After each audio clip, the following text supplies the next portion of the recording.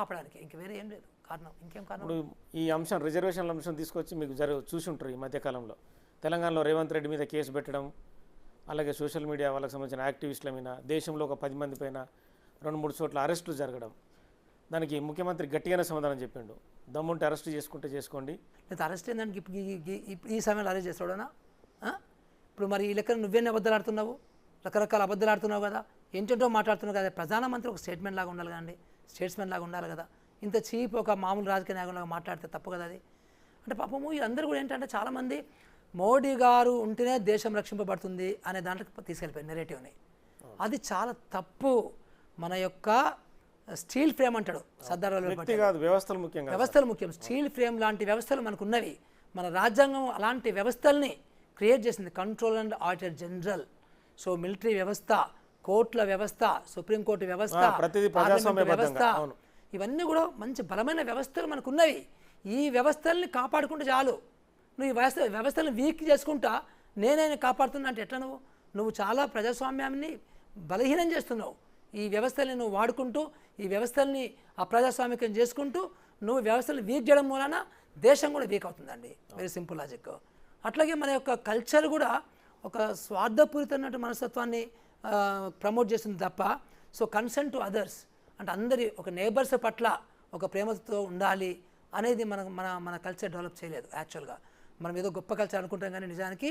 So but ఇలాంటి culture develop చేయగలిగితే మనం అసలు ఆ పిచ్చినా కూడా ఎవడో ఒకరో ఇద్దరో 10 మంది వచ్చి దేశం నాకు పోయేస్తారు. చంగీస్ ఖాన్ లాంటి వాడు మొత్తం ఎక్కడికక్కడ సొసైటీని డివైడ్ చేసి ఇప్పుడు ఎట్లయితే అబద్ధాలు ఆడుకుంటూ ఓట్లు దొబ్బుతున్నారో ఆ పాతకాలంలో కూడా అంతే. ఆ పాతకాలంలో కూడా అంతే కులాలుగా విభజించి సో వీరంతా అంతే.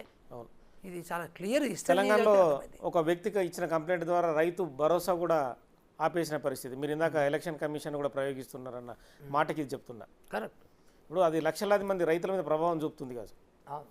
అంటే రైతులు కూడా కాంగ్రెస్కే ఓట్లు పడతాయనే భయంతో జరిగిందంటారా? అదే అంటున్నా కదా, ఎట్లా అయినా గెలవాలి అంటే ఏం చేసినా గెలవాలి అనే ఒక తప్పుడు విధానము, ఒక దుర్మార్గపు ఆలోచన విధానంలో బీజేపీ పార్టీ పోతున్నది మాత్రం చాలా క్లియర్ కదా. ప్రజలకు మేలు చేసే అంశాలు ఉండాలి కదా.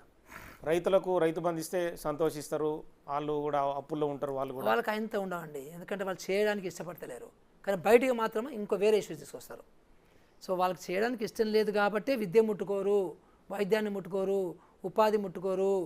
సో ఇవన్నీ చాలా క్లియర్. వ్యవసాయ రంగం ముట్టుకోరు. ఇప్పుడు ఈరోజు నిన్న ఒక అడ్వర్టైజ్మెంట్ వచ్చిందండి పేపర్లో, 1 full page బీజేపీ వాళ్ళు అడ్వర్టైజ్మెంట్ ఇచ్చారు. దాంట్లో అది ఎవరిని అడ్రస్ చేస్తున్నారో నాకు అర్థం కాదు. సో రైతుల గోస అని ఇచ్చాడు. రైతుల గోస అంటే నువ్వే కదా నల్ల చట్టాలు తీసుకొచ్చిన రైతుల మీద. మీ కార్పొరేట్ వర్గాలకి ఒక ఫేవర్ చేద్దామనే ఉద్దేశంతో నల్ల చట్టాలు, వ్యవసాయ చట్టాలు తీసుకొచ్చినావు. దాని గురించి లక్షల మంది రైతులు దేశంలో వెళ్ళి సంవత్సరం పాటుగా ఢిల్లీ రోడ్ల మీద పాపం అక్కడే టెంట్ వేసుకొని అక్కడే వండుకొని 13 నెలలు ఉన్నారండి అక్కడ. ఎండకు ఎండిండ్రు, వానకు దడిసిండ్రు, చలికి వణికిపోయి సుమారుగా 750 మంది రైతులు చనిపోయారండి.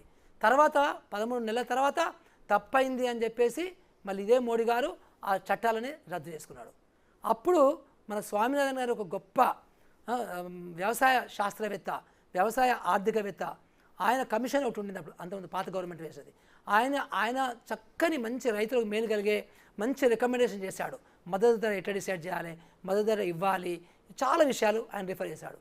ఇప్పుడు మన నల్ల చట్టాలు రద్దు చేసినప్పుడు మళ్ళీ వీళ్ళ రైతులను ప్లీజ్ చేసుకోవడానికి మేము స్వామినాథన్ రికమెండేషన్స్ అమలు చేస్తామని చెప్పారు. చెప్పి ఈ మధ్యకాలంలో ఆయనకు భారతరత్న కూడా ఇచ్చిండు. మరి భారతరత్న ఇచ్చినప్పుడు ఆయన రికమెండ్ చేసినటువంటి రికమెండేషన్స్ కూడా మీరు మర్యాదకి ఇవ్వాలనండి. మరి ఎందుకు ఇవ్వరండి? మరి ఒక పక్కన ఇంకోటి ఇవాళ ఆడేస్తుంది, రైతుల గోస అని ఆడుతుంది. రైతులను గోసపెట్టింది ఎవరు? దేశంలో రైతులకు గోసపెట్టింది మీరు కాదా? సో ఈ అంశాలు ఇలా తీసుకుంటే ఈ మధ్య ప్రవీణ్ కుమార్ మీద ఒక ట్వీట్ మీరు చేశారు.